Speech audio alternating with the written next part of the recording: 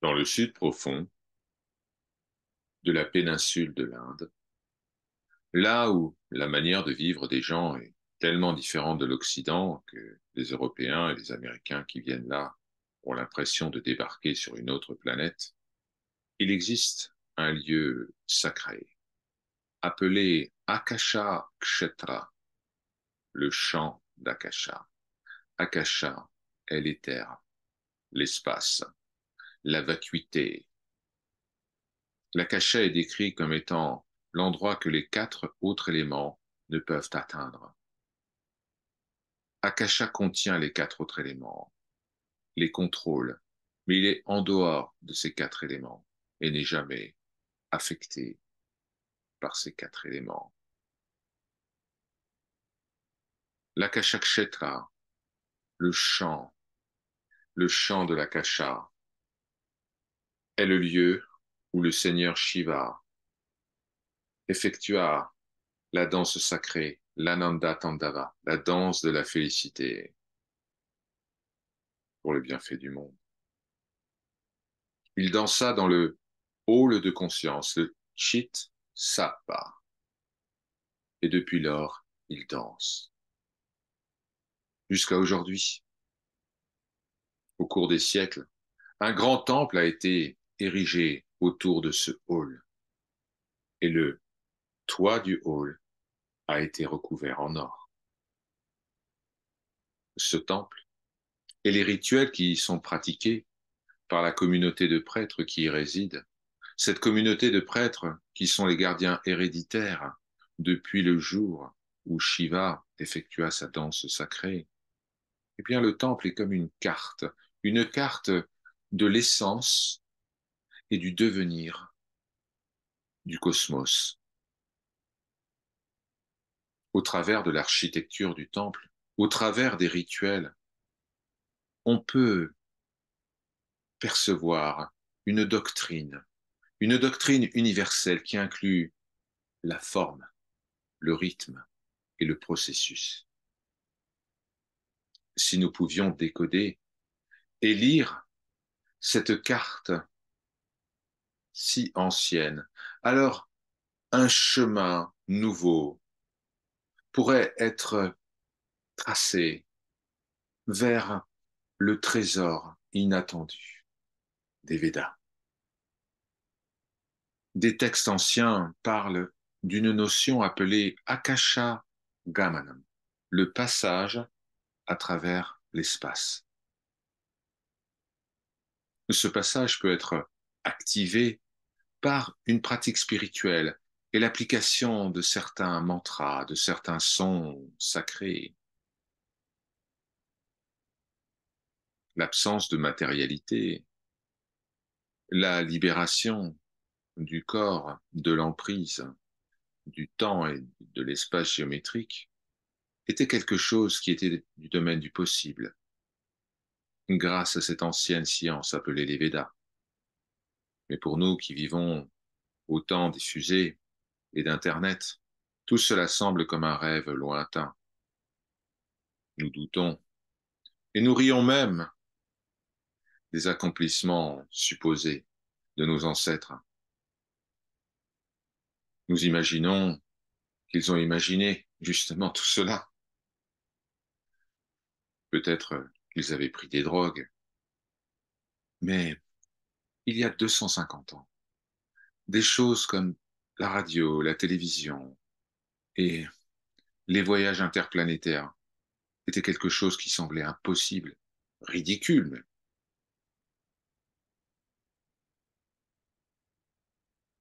La science antique des Védas considère la conscience comme étant l'objet principal à étudier, à comprendre, à développer. Mais cela a été mis de côté par la science matérialiste occidentale et par la technologie. Cela a été repoussé dans les limbes, considéré comme superstition, mysticisme, quelque chose qui n'est pas vraiment sérieux lorsque on est un scientifique.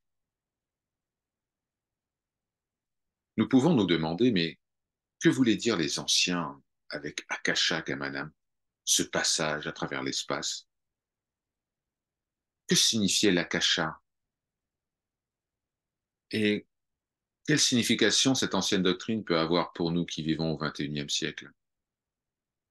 Pour répondre à toutes ces questions, nous devons apprendre à lire la carte ancienne qu'ils nous ont laissée sous la forme du temple du danseur sacré et des rituels qui y sont accomplis pour l'adoration et le culte.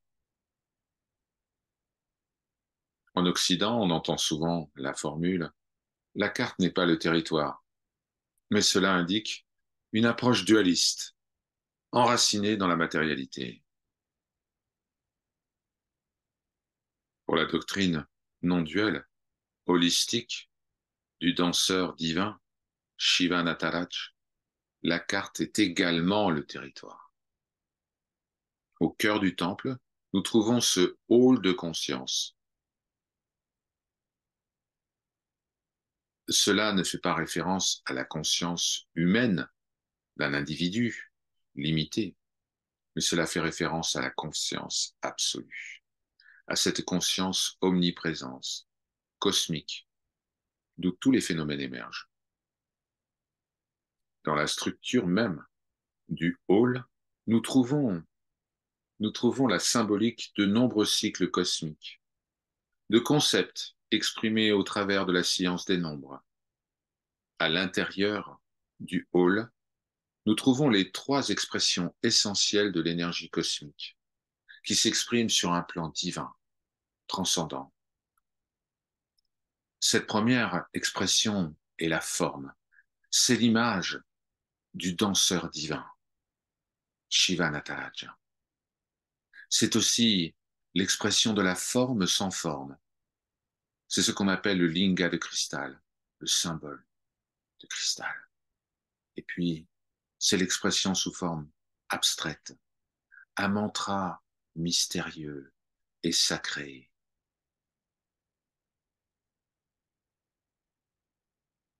Qu'est-ce que l'akasha? Qu'est-ce que l'éther? Qu'est-ce que l'espace? Eh bien, c'est le premier des éléments, et il est parfois appelé le cinquième élément, la quintessence. Il a une nature propre qui est bien différente des quatre autres éléments.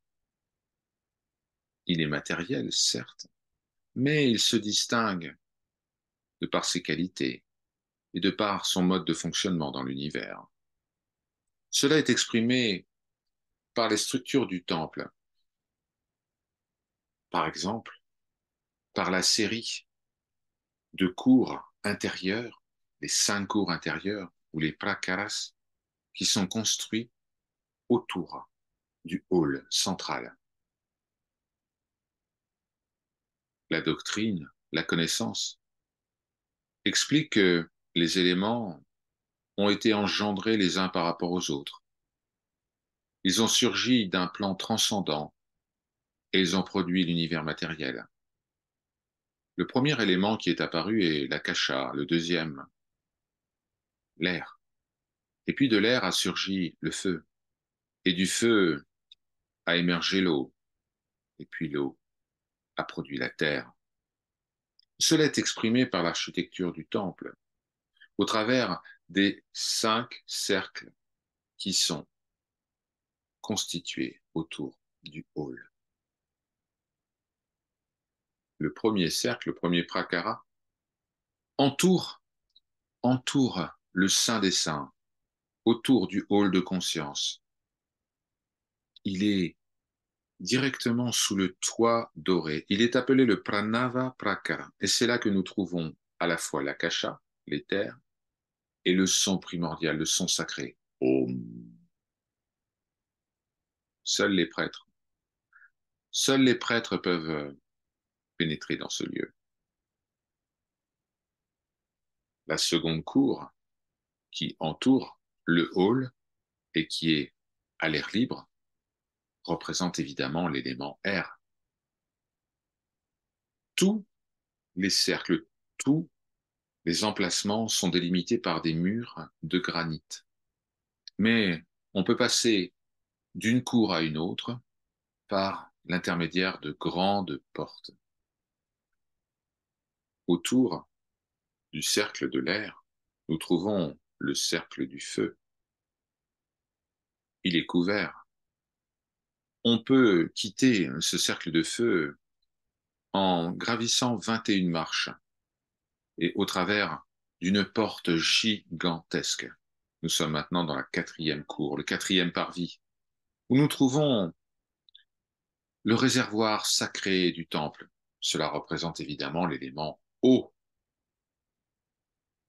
Dans cet espace très vaste et ouvert, il y a beaucoup de temples secondaires et d'autres structures. Il est séparé du monde extérieur par des murs très hauts, et puis l'on trouve 4 grandes tours situées aux 4 points cardinaux. Chaque tour a 7 étages, et cela crée une forme de structure pyramidale. Cela représente la transition entre le plan transcendant jusqu'au plan matériel, puisque lorsque nous sortons du temple, eh bien nous avons un cercle qui n'est autre que la planète Terre elle-même.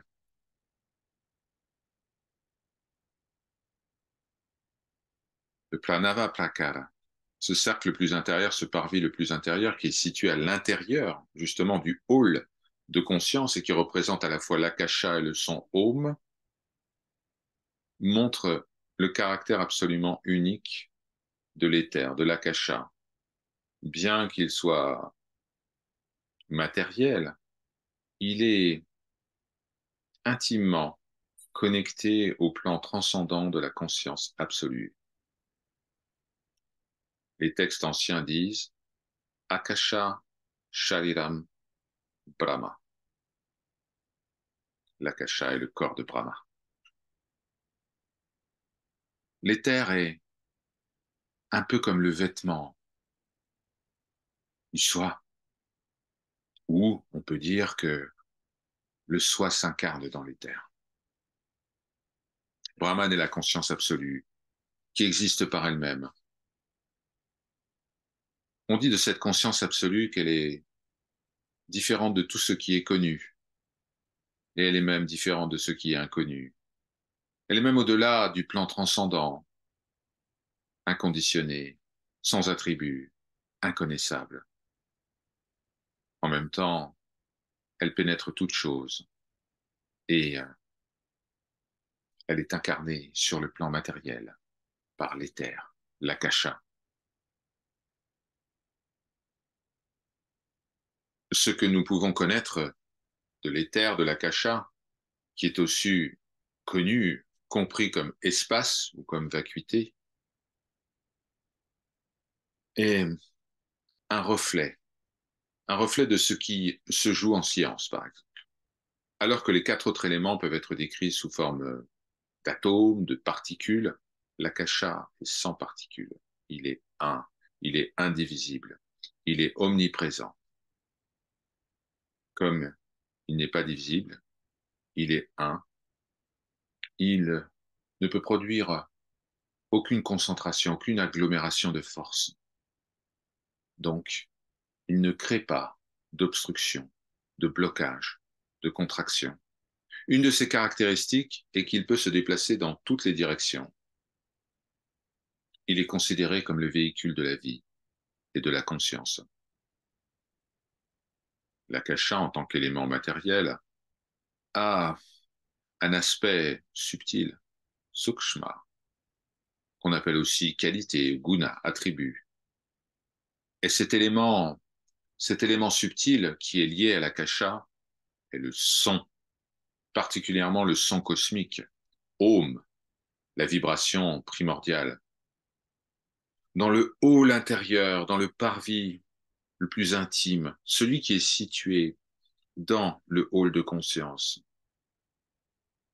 il y a une connexion évidente entre la conscience, Om, et Akasha.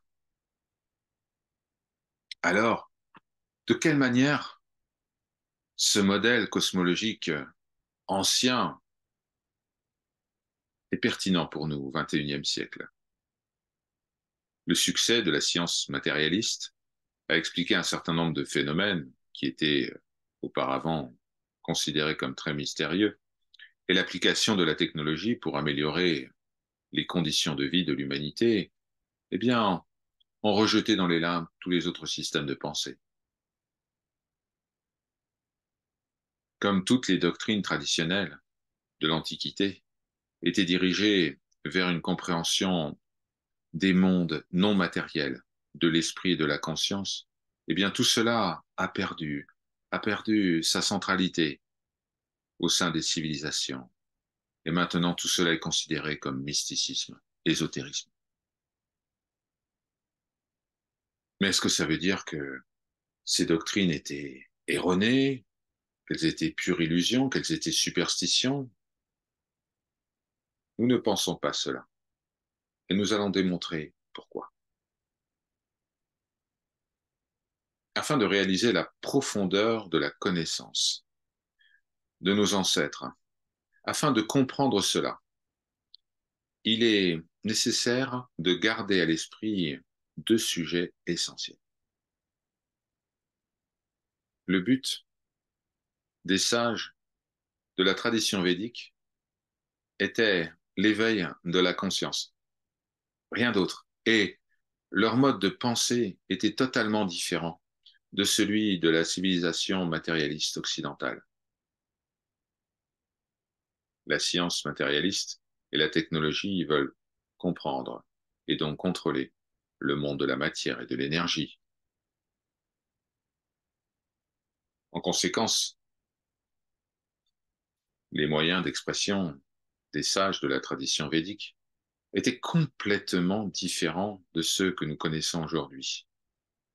En utilisant la capacité de l'esprit humain à associer, à opérer des synthèses, eh bien, il y a eu la possibilité de construire un système très élaboré d'analogie et de correspondance qui a créé toute la mythologie au sein de laquelle ils ont engrammé, enregistré leur connaissance, leur compréhension du cosmos, de l'homme et du monde dans lequel nous semblons évoluer.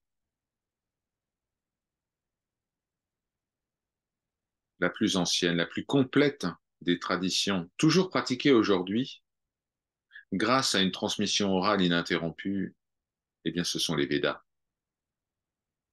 C'est depuis les Védas que ce serviteur a décodé un certain nombre de compréhensions essentielles de l'univers qui trouvent une résonance particulière dans les découvertes les plus récentes de la physique moderne.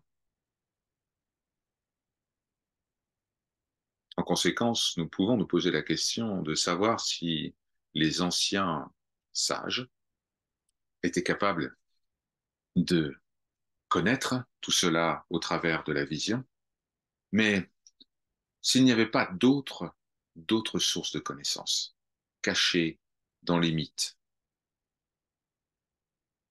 et si leur pratique spirituelle pouvait être si efficace, si puissante, ne pourrions-nous pas nous inspirer de cela? Ne pourrions-nous pas essayer de synthétiser cela avec la méthode scientifique, créant ainsi un monde où le confort matériel et le bien-être spirituel deviendraient une réalité pour tous plutôt qu'un rêve impossible?